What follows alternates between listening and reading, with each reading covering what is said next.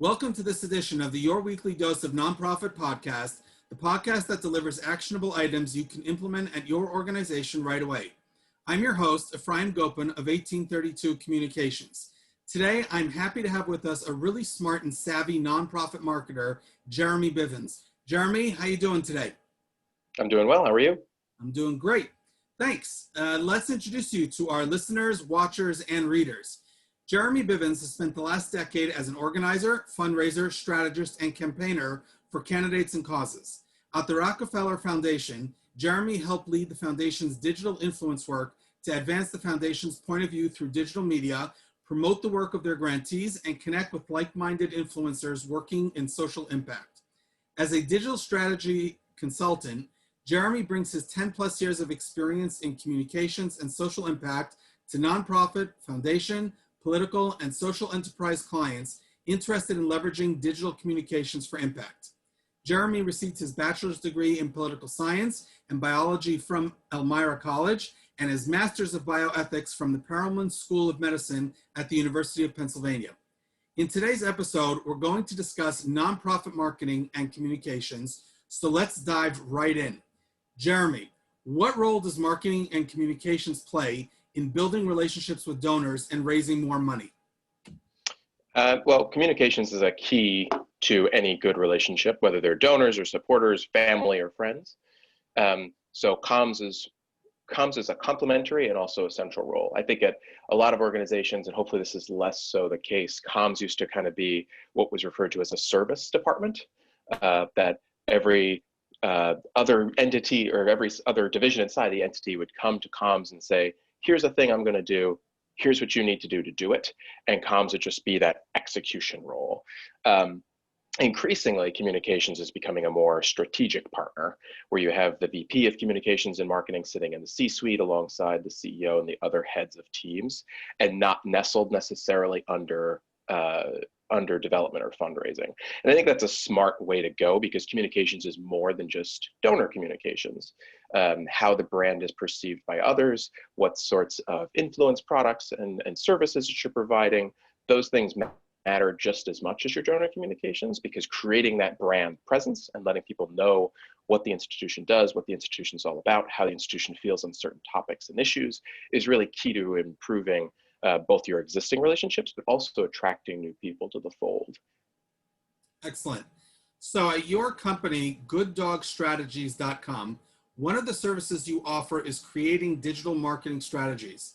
So if a nonprofit wants to conduct a paid ad campaign on social media, what needs to be prepared in advance before that campaign can go live?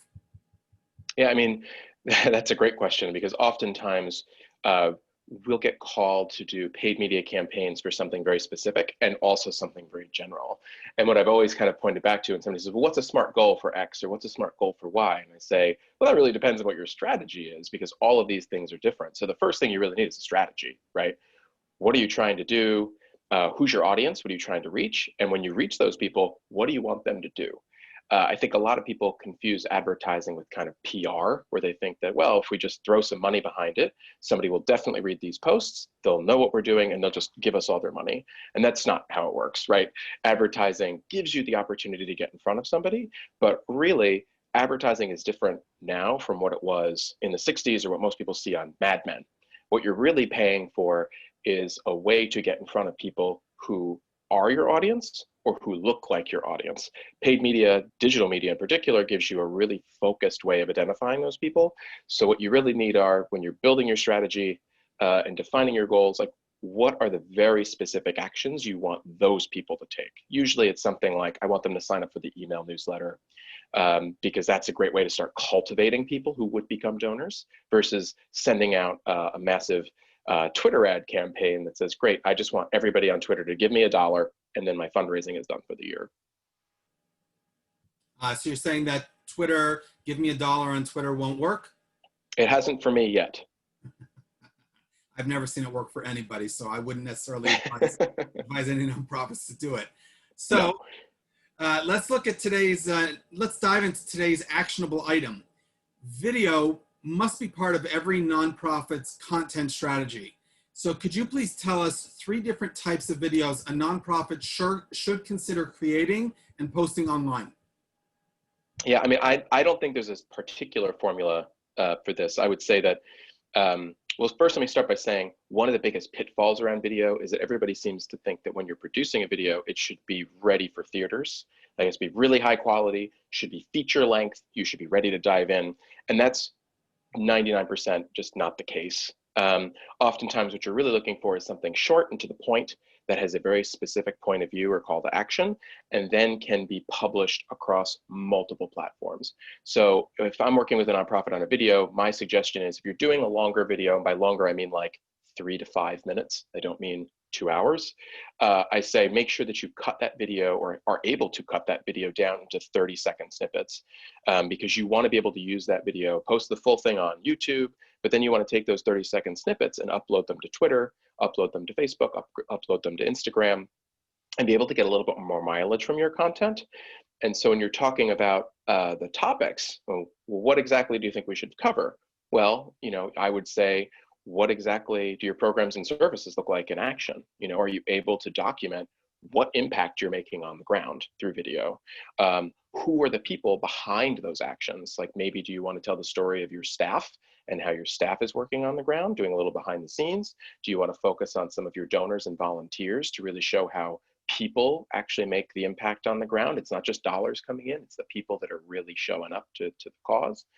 And ultimately it's about, like, at the end of that video, like what message, what story are you telling in this video that can convey the message of, give now, volunteer now, or thank you for your donation. A thank you video is also a really great way to leverage video to your existing donors. I would just say I don't have it prepared because I'm not this prepared. There was a great video a few years back. I can send it to you if you want to post it in the dibbly-doo, from a university who did a rap song with one of their students to a couple of their high net worth donors who had given a lot of money for I think it's the Stroh Center. That's what it was, the Stroh Center. And that song just stuck with you. And this was like 6, 7 years ago, maybe more. I might be dating myself here on this one. Might be closer to 10. But it was fantastic. And it was a great use of video, even though it was the opposite of what I was saying, that high production value. You can do something much lower budget to thank your donors, but a thank you video also goes a long way. Fantastic answer. I remember that video. I believe it's for a basketball court. Yes. All right.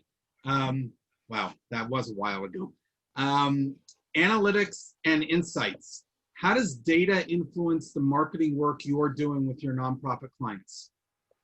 Oh, I live in the data. I love this. I love this question, and I just love data analytics so much. It might frighten you to know that one of the reasons why I use the to-do list app that I use is because it shows me my productivity data. And then I partner that with the time tracker to see at what points in the day am I most productive based on that data. So, I mean, analytics make a huge difference. I track everything from your obvious ones, like your impressions, your reach, and your click-throughs. But then we also look at, once somebody clicks on something from social media or from paid media, what do they do on the site? What pages are they going to? How long are they sticking around? And start thinking about how you optimize around the platform to the page that they get to, and then the actions they take next. So for example, one client in particular takes advantage of both Twitter and Facebook for their social media advertising. Same campaign, same calls to action, but they might vary just slightly in their response. And so we can see over the course of time when they launch these ads, or when we launch them, if Twitter is doing better, for example, we'll pull a little bit more money away from Facebook and say, okay, well, the reach is roughly the same, but when we see how people are reacting to the page, people from Twitter are going through more than one page at a time, they're spending longer on the site, or maybe they're taking the action that we're asking them to do, sign up for a newsletter, make the donation, whatever that is, if it's an existing donor re-engagement campaign.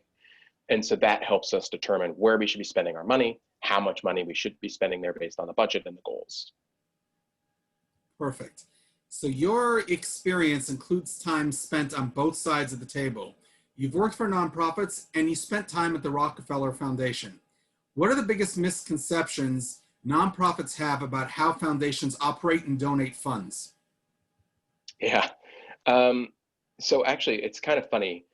before I went to Rockefeller, I was at the Foundation Center, now Candid. And so I really got a taste of what philanthropy as a sector was, because Candid has all the research and reports you could ever want.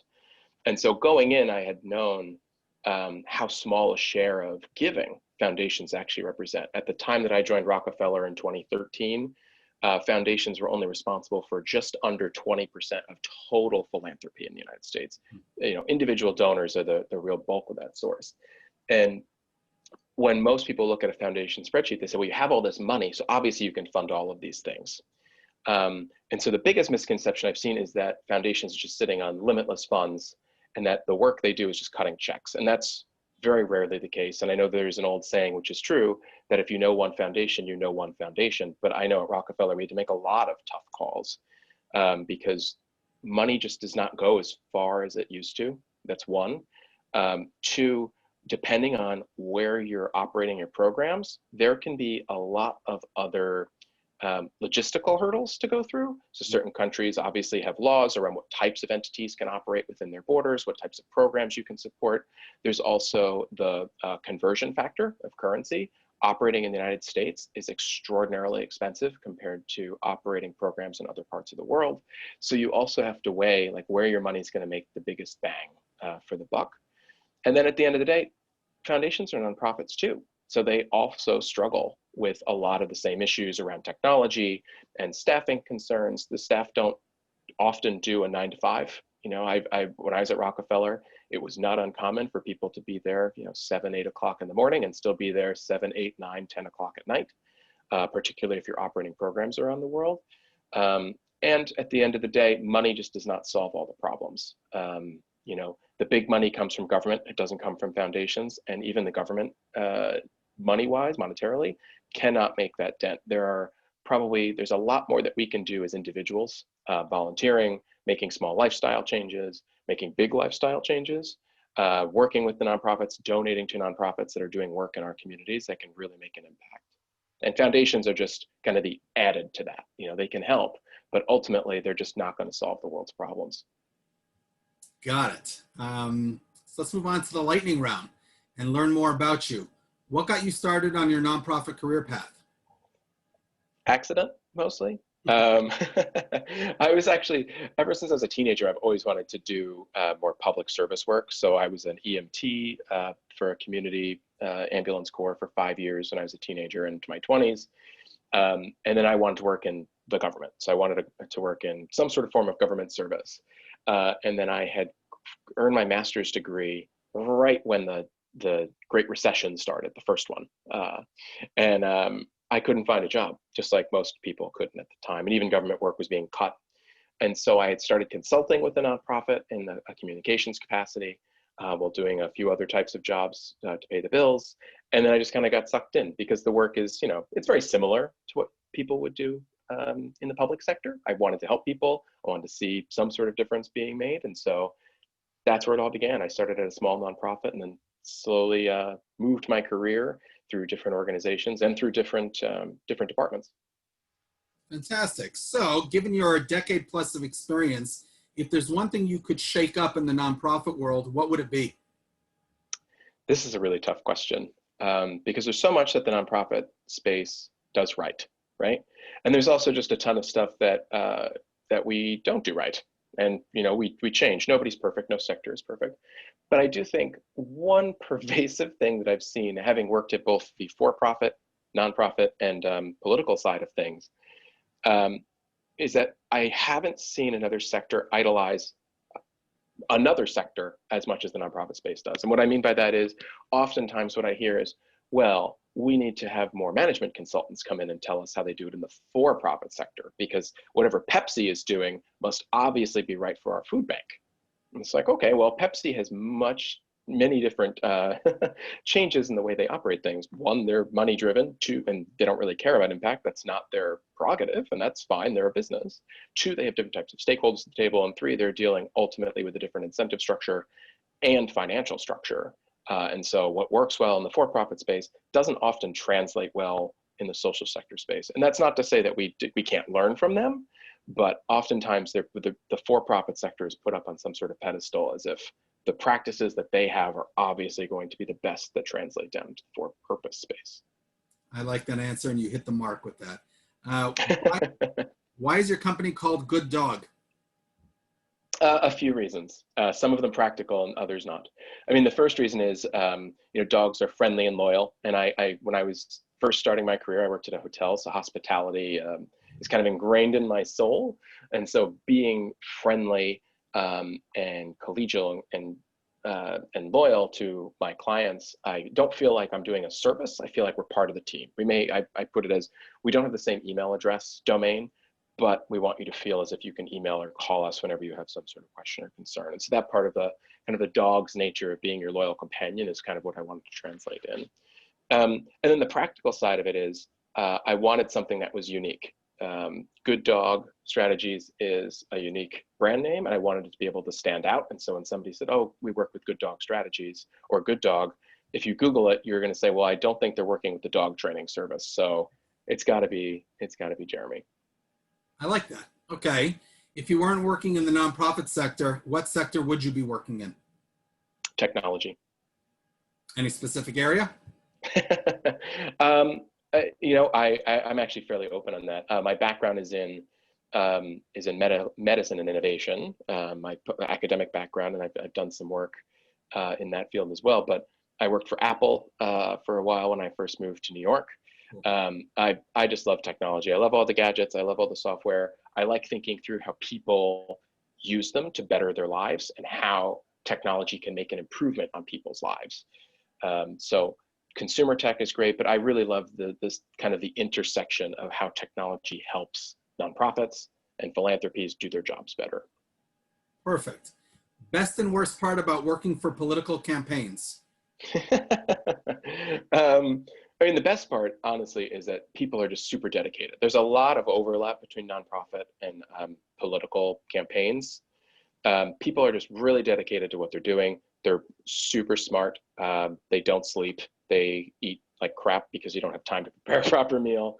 And often what I had found working in political campaigns is you don't have the luxury of time.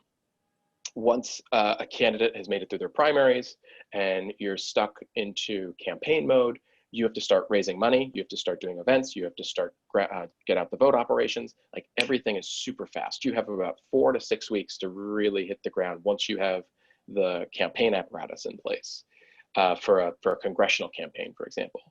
And so that actually was a little bit of a change coming into the nonprofit space, where oftentimes things can be really just planned for months and months and then changed obviously throughout. But that taking things from start to finish so quickly was a really great experience. I know it sounds stressful, and it is a little bit, but it's a phenomenal way to work. The worst is when you actually have to work for a candidate who you don't really jive in. And I've worked on, I don't know, about half a dozen congressionals now. And there have been a couple that have kind of come through the fold that you're like, I respect where you officially stand on things, but behind closed doors, you're just like, oh God, you are going to be a nightmare for anybody else to work with. Okay. I'm not going to ask for any names. Let's turn the table. You get to ask me a question, surprise question. I don't know what's coming. Go ahead. All right. Well, I would say, I know we're in the era of COVID and we're not talking about that content-wise, but I have found for myself, among all the ruin that the pandemic has left, there have been a handful of bright spots that have come out of it that I'm hoping to kind of take with me going forward. For example, I know people have Zoom fatigue, but I had said during cold and harsh winters how great it would be if people could just gather around just a video conferencing service and we can have virtual happy hours or play games and whatnot. Everybody scoffed at me until this happened. So I want to take that with me into a post-COVID world. So I'm wondering, since you are a guy that often reflects on what he's grateful for, especially at the current season, I'm wondering if there are any sorts of things that have come from COVID-19, the pandemic lifestyle, that you would take with you into the post-pandemic world. I think an appreciation of the things that we took for granted. And I'm very careful to tell people, everybody says, when are we going to go back to normal? And I say, you're not. I said, you're just not. And let's let that be the jumping point for everything that happens afterwards. So if you're not going back to whatever normal used to be, it means I have a bigger appreciation now of what used to be and the things that I can do now that I might at times not be able to do. So when people, I can't fly right now, and I haven't been able to fly, so I couldn't do my annual summer trip to the US and come and see everybody and travel around and, enjoy life a little bit. I didn't get that this past summer. So at the end of the day, I think I'll appreciate a lot more the next time I can step on a plane and, go traveling. I think I'll appreciate a lot more time spent with friends and family in person, because I missed 4 family events this summer, because I couldn't travel. So for me, it's more about appreciating the little things that maybe before you took for granted. And that for me is actually a good. I think there's something good about having to step back and being told, or at least to reflect a little bit and go, you know what? Yeah, I used to be able to do that. I can't now. And when I do it next time, I'm going to be a lot more grateful that I have that opportunity. That for me would be the biggest one going forward. That's how I think. I think that's a great one. Yeah, and the Zoom fatigue I hear, although I just seem to spend 24/7 on Zoom. I'm never really got at this point. For me, it's not fatigue. For me, it's just the regular work day. So, but it's all good. It's all good. Thank you very much for appearing on the podcast today. You can learn more about Jereme and his company at gooddogstrategies.com. And of course, I encourage you to connect with Jereme on Twitter at JCBivins. Jereme, have a great day. Thanks for being on the podcast. Thanks for having me. A pleasure. Have a good one. You too.